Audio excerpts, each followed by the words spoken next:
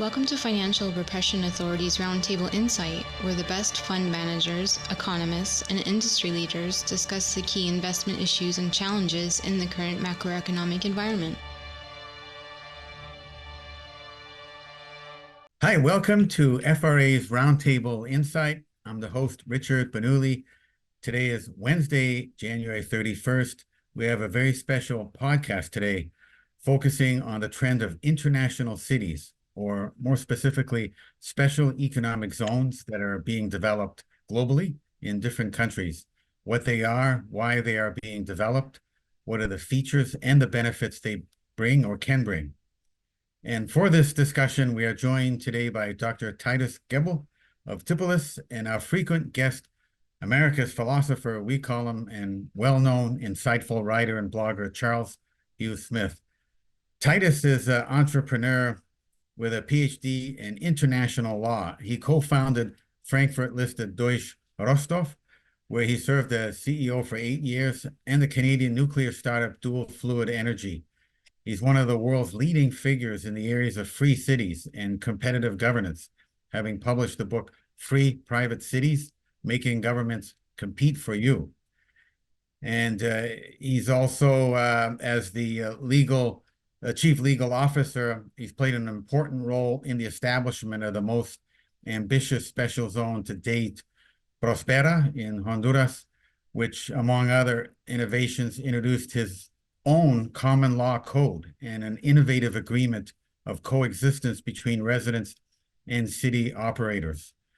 So he's done several special economic zones, and he's the president of Free Cities Foundation, which works to enable and promote free cities around the world. Charles is author, leading global finance blogger. He's the author of several books on our economy and society, which relate to the discussion today. Some of these books are A Radically Beneficial World, Automation Technology, Creating Jobs for All, The Nearly Free University and the Emerging Economy, Pathfinding Our Destiny, Preventing the Final Fall on Our Democratic Republic. He's got also a book, Global Crisis, National Renewal. And his blog of twominds.com is one of CNBC's top alternative finance sites. Welcome, Titus and Charles. Thank you, Richard. Thank you. Happy to be here. Great. I thought we'd begin, Titus, with a discussion, a broad overview. What are special economic zones, special administrative regions? What is Titus all about? And what are the benefits and features of international cities? Yeah. Special economic zones are not really much discussed in the public or well known, albeit they play an extremely important role and have a growing importance worldwide. And the reason why they are not so in the focus is that they're not existing in the US or in the European Union because they, for some reason we can discuss later, don't want competing systems within their borders. But the rest of the world, and namely it's about 140 countries out of the 200, 140 countries have kinds of special economic zones. And the number has grown from humble beginnings in the 1960s, a handful, to about 6,000 today. Not all of them are active, some are only on paper, but several hundreds are very active. And special economic zone means normally that other rules apply in that zones for businesses, for industry, than in the rest of the country. Mostly it's export-import tariffs are not there, also tax reliefs and some regulatory reliefs. So usually the special economic zones have started as kind of free ports, warehousing, where you could just store things without paying import duties. Then they have developed to more manufacturing side. One of the early ones is the Shannon Airport in Ireland, when the planes were capable of reaching the US directly without a stopover in Shannon.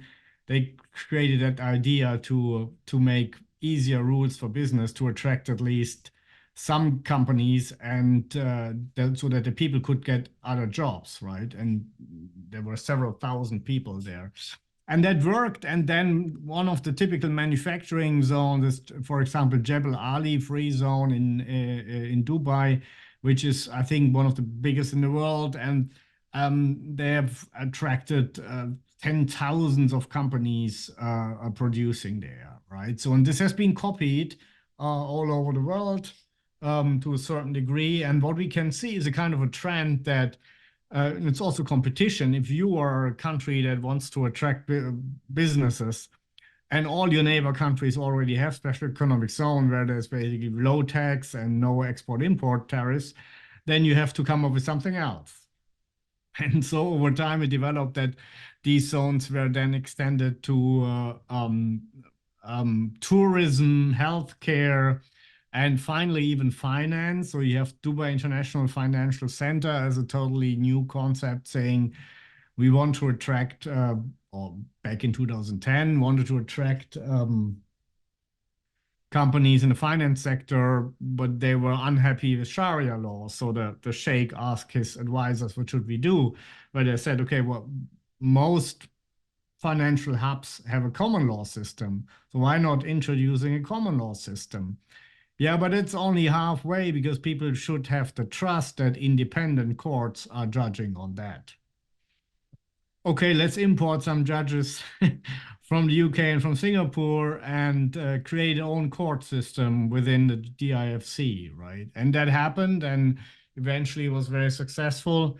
1 square kilometer of Dubai is now responsible, which is the DIFC, is responsible for 13% or even 14% of the GDP. So you can see that with the right system, which is different from the rest of the country, enormous success can be reached. And our view is that for competition reasons alone, the next step now is what's already happening in DIFC. It's becoming more a city than just a zone for businesses, because the people also want to live there, and they also do not want to be subject with their families on Sharia law, family law. So they created an own family law. And so step by step, you're creating a different jurisdiction within a jurisdiction. So one country, two systems. And we think international cities is the logical next step, so that there are cities which are still under sovereignty of a country, like DIFC is still under sovereignty of Dubai, but they have large internal autonomy to create their own things, and have, in my proposal, is to make it a government as a service product, so that you really sign a service contract with the government and you don't pay taxes, you pay a service fee. And if the service is not provided or is badly provided, you can keep money back, right? So and can claim damages even, which is normal in the service sector, but not normal in the governance sector. So, and we think, okay, this is a development that has already started, and is the logical next step is that those things, we call them international cities, will happen. And my company Titus wants to be one of the main players in that sector. So it's a for-profit entity, and these cities will be for-profit governance models, and still they will be much cheaper for the average person than the legacy states. So this is the sector I'm in, and I hope I could give you some overview about what was happening in the special economic zones in the last decades. Oh yeah, that's a great introduction, Titus. Very interesting with the many benefits. And Charles, based on the many writings that you've done, you've touched a lot on these concepts of decentralization, localization, self-initiative, economic growth. Can you elaborate based on your writings to provide some context to the work that Titus is doing? Well, Titus, I'd love to have your comments or elaboration on the themes that I see in your work that are truly have the potential to change the global economy, which is you're introducing the core dynamics of markets, which I think is competition, and transparency, because and these two dynamics then drive adaptation, and which of course is the way that nature and economies work, right? You adapt or you die, and the legacy states are mired in like so many layers of dysfunction that what I see as such great potential in your work is to institutionalize competition and transparency that then will allow for rapid evolution or adaptation. And as we all know, the world's changing fast. And so those two elements, if we can institutionalize them and protect them from the sort of corruption and centralized control that we experience in the legacy states, then that will be a fantastic model. So whatever you can add to the whole idea of protecting competition and transparency from regulatory capture and the sort of centralization that we see it, monopolization and entrenched interests and all the things that make legacy states so dysfunctional. Yeah, I mean, I think that's indeed the main topic, right? We the advantage that our concept ideas have is that they're already tested in the real world in the normal markets, right? So because we are saying, or I'm saying that government is a service, and it's disguised as all kinds of demigod like will of the people, blah blah blah. But at the end of the day, you want protection of life, liberty, and property, and you should be willing to pay something for that, right? I mean, it's a fair deal. Yes. Everybody understands that. And that's exactly what we're offering. We're saying we are not pretending to save the world. We're saying we are protecting the core things that a state, even to the old philosophers, John Locke and David Hume and Mises and Hayek and all them, what the state legitimately protects life, liberty, and property, and therefore you pay something. We make this as a service, and which is based on a contract. And the contract says, and that is also partly the answer to your question, how can we protect that? The contract says, here is what we provide to you, and here's what you have to pay for it. And there may be an inflation adaptation clause, but other than that, we cannot change this contract unilaterally later, right? Because that's not possible with contracts, right? So the other thing that we already have discovered in the market is it's a bilateral contract, and it's not possible for one party to change that contract unilaterally, right? Normally, both parties have to agree. And that is the model that we are taking over. We say, okay, here are, maybe there are some areas where we can change, for example, traffic rules or whatever unilaterally, but the main things that the important things, yeah, they must be in the contract, and this product would not be attractive if we could change the contract any day, or if you say we come up with all kinds of changes, and if you don't like it, you can leave, like Google does, right? Here are our new terms. I mean, we could do that, but that would be not attractive. So we are abstaining from that. And that is the main protection, because that means, and frankly, it's also a trick, because I have observed that in the legacy systems, the problem is, in my view, is a result of wrong incentives. Wrong incentives for both the rulers and the ruled. Because the rulers have zero disadvantage if they make bad decisions, right? They can basically once they are established, they can do what they want. They can really, and they can buy votes. They can just distribute other people's money to buy votes. And but the ruled also have bad incentives. They have the impression that they can vote free benefits into their pockets, right? Which is also a kind of irresponsible behavior. And insofar, we say, no, there's a contract between, for example, if Richard was a citizen in one of our international cities, we as the operating entity would have a contract with Richard saying, okay, this is what you have to pay, say $3,000 per year, and that's what you get from us. And then not a majority, not your neighbor, not anybody in the government or from us can say, are we going to change the rules? Because it's only bilaterally between Richard and us. And the same is true with all others. They have only bilateral contracts. And that creates no forum for rent seekers, which can be hijacked because it's not there, right? And you are protected like in normal countries by, if you are dissatisfied, have a conflict of interest with us, we go to independent outside courts or arbitration. So that is very transparent because everything is in the contract, right? So and there is no, okay, I do you a favor, you do me a favor thing, because either you can do it because it's in a contract or you can't. And so if a country attacks us and say, yeah, we have new rules, mask mandates, or we have to save the world for getting burned in climate emergency, so you now have to stop all cars, we say, yeah, we hear what you're saying, but sorry, we can't do that because we cannot change the contracts of our citizens, right? That is the protection that we are seeking, and the idea how to overcome all these problems that have been the plague for so many systems in the past.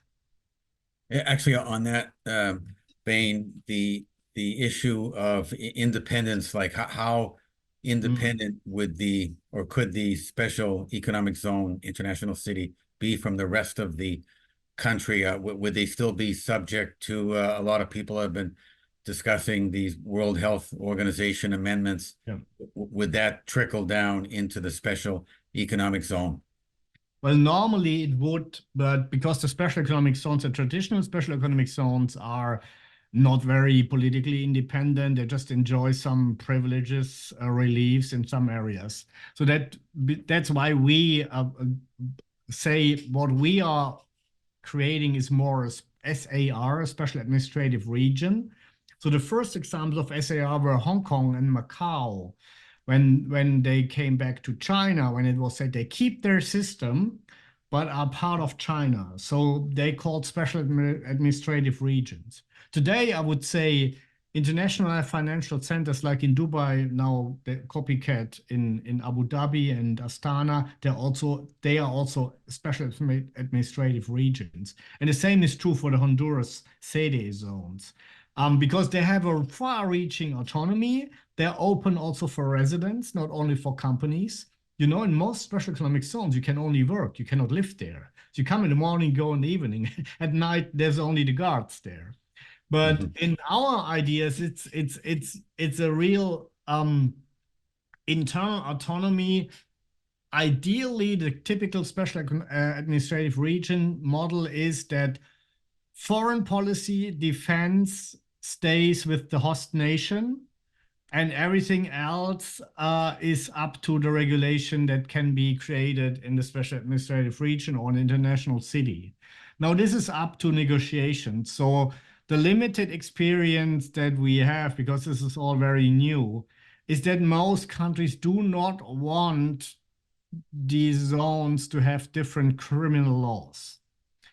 And that is not a big issue. Most of the time we can say, okay, we use, like in Honduras, we use the Honduran criminal code, but it's applied by our own security and our own prosecutors. And nobody wants to end up in a Honduran prison. So the zones have clean prisons to according to Western standards. You have legal protection. You can have a lawyer all the time and all this.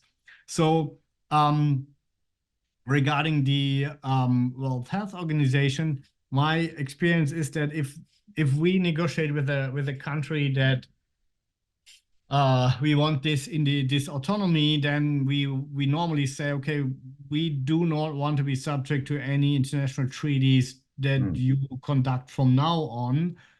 You should exclude us. But what is already have been signed by the host nation, it's probably difficult to get out of that, right? So that is the situation as it is. It's as always depends on the negotiation and depends on what's doable, what's feasible in one part of the world and what not. But I think, as we have seen in Honduras, a far-reaching autonomy is possible. Interesting. Your thoughts, Charles, on some of these elements like minimal or no regulatory capture, decentralized economic growth? Well, yeah, Titus, I'm very curious about your experience in sort of a new model of the rule of law, because as we know, development requires some attachment to the rule of Yes. law. Yeah, and so have you found that there's what I see is, as you mentioned, in incentives? Why would a legacy nation state agree to this kind of autonomy? And you're suggesting it's because those are the engines of economic growth that would benefit the legacy state. And so they're willing to give up some of their centralized control in exchange for something that they can't create themselves. And I'm just curious, have you found that there's a general willingness globally to stick to the rule of law, which is often, as you know, not the usual case? Yeah, indeed. I mean, it's more they're sticking to it because of competitive fears, right? It's more reputational issues. So if they disregard their own agreements with us as foreign investors, they making themselves a bad name for all other international investors. It's not that they cherish the rule of law for itself, right? And that is happening in Honduras at the moment is what they call democratization, which means you can change all the contracts and rules that you have made at will if you have a democratically elected majority. And of course, if this happens, nobody wants to invest any longer. So what happened in the world is that these international arbitration courts were popping up. Then there was these international agreements like the New York Convention, where 160 states have signed that they will follow those international arbitration awards. And everybody who's making a larger investment in a foreign country, especially of the second and third world, will have this arbitration clause in their contract, right? And now that Honduras socialist government doesn't want to stick to what they have promised, they come up to question the whole system and have won some support of the Democratic Party. But that would mean going back 50 or 70 years. And that's not going to happen. Because if this was true that a country can just cancel any contract with a foreign company because they have a democratic majority for that, that means that no more foreign direct investment will take place unless it's guaranteed by some superpowers or whatever. So that is the answer is in Honduras that we have, or even the Hondurans who have created that law, they have established a lot of legal protections. Like even if the law is repealed, it will remain in force for the existing zones and for a period that is as long as it is the longest one in an international agreement. And there was an international agreement between Honduras and Kuwait, which was probably done for that purpose. And it says it's 50 years, right? And then now what happened is that the new Honduran government is hostile to those zones and was threatening them. And then Prospera has sued them before the International Arbitration Court for investment disputes in Washington for $10 billion. This is 50 years lost profits, right? Not to get this 10 billion, but just to bring the government back to the negotiation table, because they said, hey, look, you have created this law. Your parliament has done this. You have even changed the constitution for this. You have approved us. And you have promised that we can remain for 50 years. You cannot just undo this unpunished, right? And that's absolutely normal, right? And so far, I think this is the message that is now sent, is that you can create those zones in order to attract companies and investments that otherwise would not come. But you have to stick to the promises you made, right? Like in all other business you're doing with foreign companies, right? So, and this is also something which I heard that everybody's expecting that the socialists government will lose the next election because they're performing badly. And all other big parties have already obviously announced that they're willing to renegotiate with the existing zones, right? So it's unfortunate that one of the first projects of these new types has already these troubles. But on the other hand, it's a good thing, because if they survive, then everybody knows, okay, they can survive, even a hostile government in the host nation. And it's probably happening not so often because after this experience in the future. Interesting. And actually, could this approach be beneficial for Argentina, which recently did a big change with the election of the libertarian and Austrian School economist Javier Milei? I mean, does an approach make sense with the big country of Argentina to look at small special administrative regions, small special economic zones, and to start small with the vision of Milei in those zones, build several of them increasingly to encompass the whole country eventually, but at least start small, build small zones. Does that make sense, that approach? Or yeah, probably not as a first step, because I think he still wants to reform the whole country. That's still the idea, right? So that would be the distraction from his big plan. But given that he has not a majority in parliament, or only with Conservative Party, and has a lot of headwind now with the unions and all that, maybe there's a time, maybe next year or so, when he thinks, okay, maybe it's better, as you said, to start small and show what a real free market economy can achieve if let loose. And then it would be the time to create exactly those special administrative regions or special economic zone plus or international cities or whatever, and try out new things as an experimental sandbox, and that can be taken over by the rest of the country if the country likes it, right? If the public likes what they are seeing. And the other big thing is that this is also a potential legacy for Milei, because these zones would even survive for the next 50 or 100 years if there were many changes in government due to their special structure.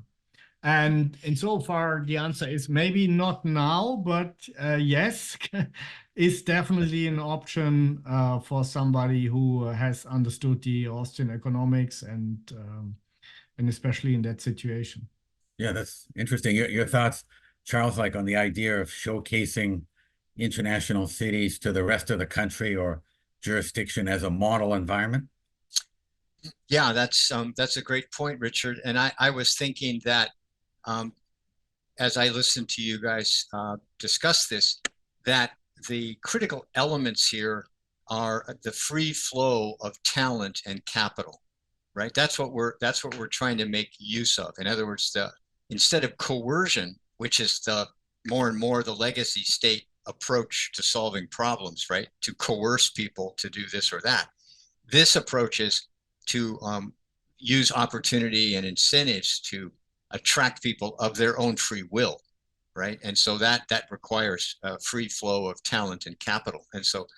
And those will go to where they're treated best. And so I have a question for Titus is, that a lot of the world is suffering from not just economic problems or financial issues, but the lifestyle is in cities or nations is just not comfortable. In other words, you can't be yourself, or it's not an enjoyable experience, right?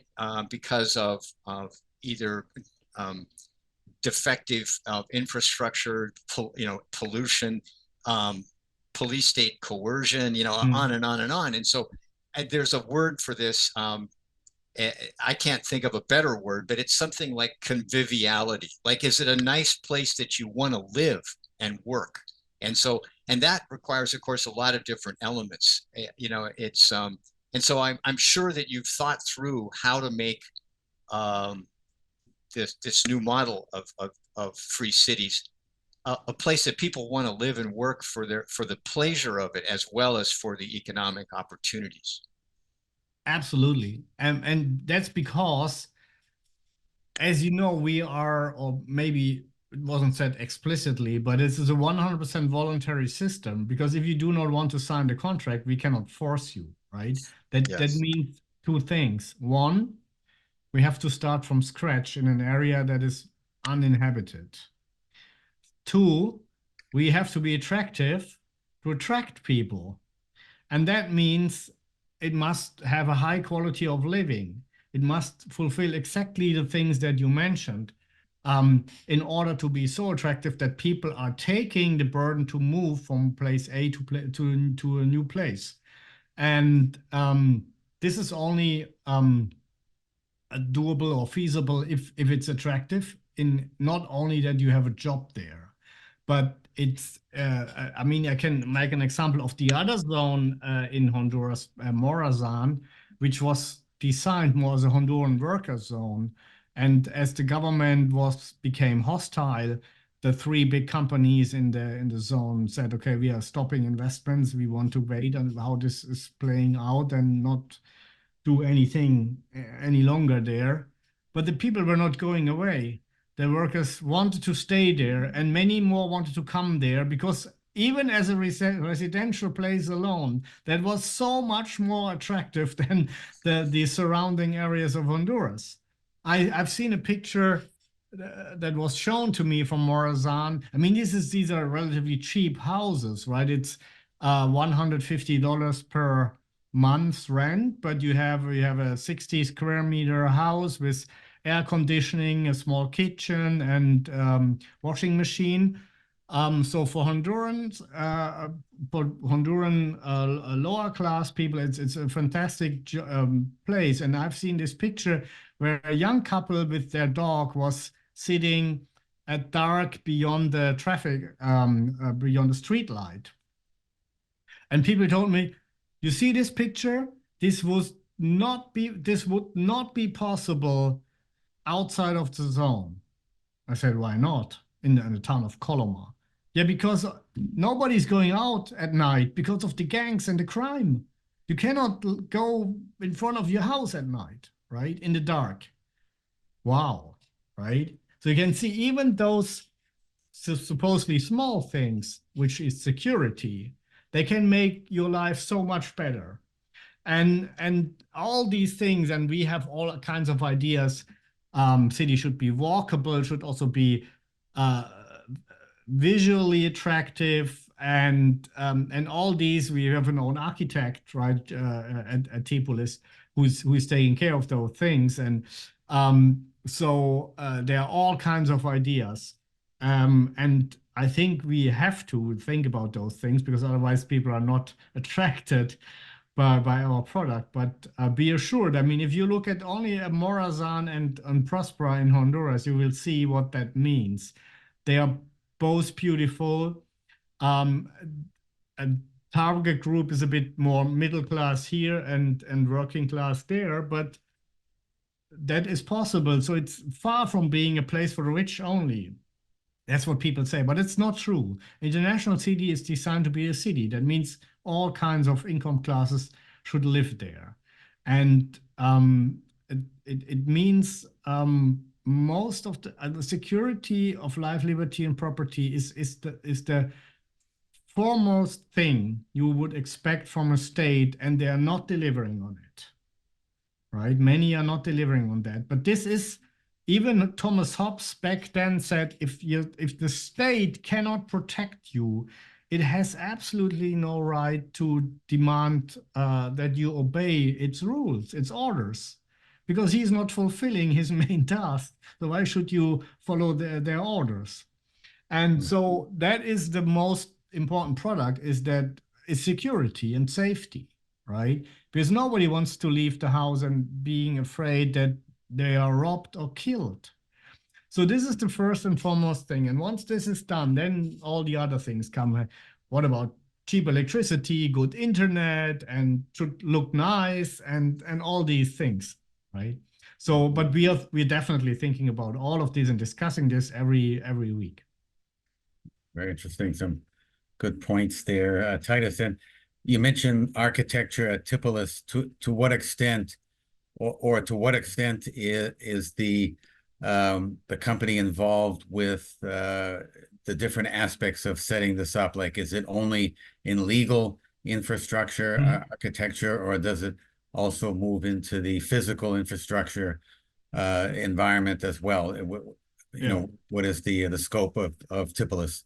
Yeah, good question. I mean, the scope is scalable, but I would say the ideal model is indeed that we are creating the legal framework together with the host nation, make a contract with the host nation. There must be a law, right? In the full parliament granting this autonomy that we are seeking, and then we are make a contract based on this law with the government as the operator of this international city. And the main, I mean, since we are a for-profit company, we want to make money with that, right? So money made by state services is possible, economies of scale. From 10,000 people on upwards, you can make money with state services, but not really much. So the main point is that you own the land, lift it in value by just creating a better framework, and then sell the land, lease the land, rent the land. So we will then bring on board professional, large-scale real estate developers. They will make most of the business when it comes to building, right? But infrastructure and all those things, that depends. Sometimes you can put this burden on a large real estate developer. Sometimes you have to do it by yourself and co-finance or finance it by income from land sales and things like that, or even a toll road or whatever. So I would say Tipolis is and will remain the general operator of the international city, but will not do all the building by itself, right? It will maybe the initial phase because nobody is coming until something is there, but very quickly then, even from day one, we are partnering then with professional real estate developers. Mm-hmm. And overall, what do you see as the challenges of setting up international cities? Well, several challenges are the biggest challenge is to get this legal autonomy, right? That normally it's in most countries it's not possible because they're not willing to grant that autonomy at the moment. But I think this is the same development that we have already seen with the more traditional special economic zones. In the beginning, it's only a few countries where if they're successful, then everybody wants to copy that. And I think this is what we can expect here. I think it's now only a question of a couple of more years that we see more projects like in Honduras popping up. And that means normally, out of my experience, at least 2 years negotiations with the government before you have something in hands, and then there's nothing built, right? So the other thing is financing. You have to find people who are willing to finance that initial construction because it's a relatively new concept. But for those people, they're not so much interested in political autonomy aspect. For them, it's a normal real estate project, right? So that is what I can say from our limited experience. So biggest obstacle is certainly to get the project going and have substantial autonomy that justifies to say that is an international city and it's not just a special economic zone plus where you have some tax relief, right? And that is not enough. And insofar, this is the hardest part, and that is what takes long. And we had a project in West Africa where we have been nearly there. Law was passed in parliament. We had negotiated a 40 pages contract with the government. Yeah, and then there was a change in government before we could start, right? So that can happen, and the new government doesn't want the project because it's from the old government and things like that. Mm. The political risk is always there, but I think once we are established and can show that it's working, it will be attractive for the host nation and will then become attractive for other countries as well. Is it risky? Is it insecure at the moment? Yeah, of course, it's a new market, but somebody has to do it. So I've not written my book just to produce ideas. I wanted to do it because I'm an entrepreneur.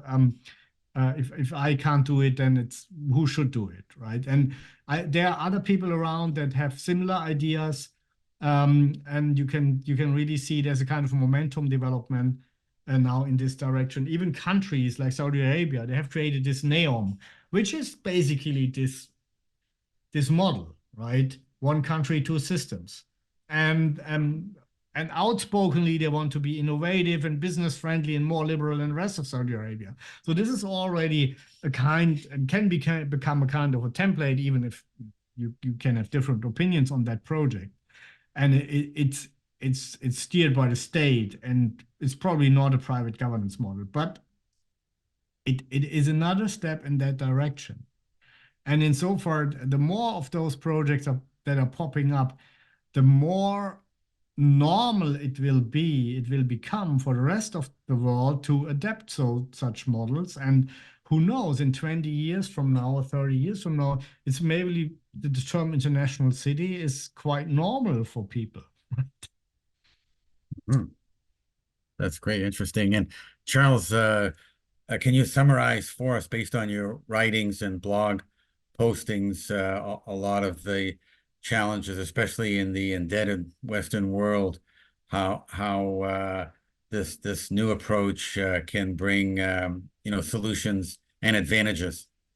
Yeah, that's a great summary topic, Richard. I was going to say that I think we all know the legacy states and the legacy global economy based on hyper-financialization, speculation, and coercion, essentially, that those models are going to fail. And so I think there's going to be a desperation, if I could use that word, in the legacy states to find some way to stave off their collapse, frankly, because from hyper amounts of debt or people fleeing coercive systems and so on. So I see this tremendous potential in what Titus is proposing and doing, in that the free flow of talent and capital will go to the international cities, because that's where it will attract the most ambitious and productive, and then the capital will flow out of unproductive, speculative sort of churn, and into something productive and useful, and so those are two huge positives in the global economy. And then the other interesting thing I want to mention is, as these take off, as international cities attract the best and the brightest and the capital, and they're so much more productive and enjoyable than the legacy systems, the legacy cities will have to get their act together and start competing with the international cities. That will raise the entire global level of freedom. Yeah. And so I'm just tremendously impressed with this whole idea and what you're putting together. And I think it is the future of the global economy. Yeah, thank you. And interestingly, other people have said that too. They said, yeah, no, at the end, they will need you, right? Because this is the only working elements then in some countries that prevents that the high caliber people are leaving. And we have recently, I cannot disclose the country, but it's a significant country. They had, the investment agency of this country has said, this is a good idea because we have so many talented young entrepreneurs. They are all complaining about the bureaucracy and they all want to leave. Now we create an international city and they stay, right? That was the government people saying that, right? Which is basically confirming what Charles just made that point. Yeah. It is definitely already happening. And I think competition is really the only thing that can help us improve again. And as you said, that also will, the moment they are stopping fighting against that model, like the socialist government in Honduras, but embracing it, then they will have a lot of benefits, and they also will see that, hey, maybe our legacy system has also some need for reform, right? And then we say, hey, you can just copy some of our models, some of our elements, not all of them, right? And I see this coming. That's at least my hope that this will happen. But I can say the moment we are established, it's a normal market. I call it just the market of living together. There's a new product in town. It's a better product, so the other products must improve. Otherwise, the buyers will not buy them any longer, right? So this is a mechanism we already know, right? And why shouldn't it work in the market of living together the same? Yeah, that's fantastic. Great advantages, opportunities, security, safety, right at the top. Any final thoughts, Titus? And also, how can our listeners and viewers learn more about your work? There are two things. There's the for-profit is Tipolis, which is normally not much that the listeners can, because we are dealing with governments, and then eventually there will be projects, and then you can settle there. But have a look at our website, tipolis.com. But if you really want to dig deeper, then go to the Free Cities Foundation's website. The Free Cities Foundation is a non-profit entity, was founded by me, and is not focusing only on the free private city model. It's focusing on all kinds of free cities, alternative decentralization models that are out there, even intentional communities. And they have tons of material, a very interesting podcast. They have blogs. They have a directory where you can see where such models already are existing in the world. And they have a newsletter that is also coming out with news about things happening in that sector. And that would mean, for example, if Tipolis would open an international city, and then it would be open to residents, to new residents, to settlers, it will be very probably mentioned in that newsletter. So then the subscribers know firsthand what's going on. So it's free-cities.org. Free-cities.org. That's the Free Cities Foundation. Great. And Charles, how can our listeners and viewers learn more about your work also? Yeah, visit me at of2minds.com, and I will certainly be writing about the tremendous ideas we've discussed today. Thank you. Cool. Yeah. Thank you so much, Titus and Charles. It's been an interesting discussion, and there's great potential in this, I think. Yes. Thank you, Richard. Yep. Thank you.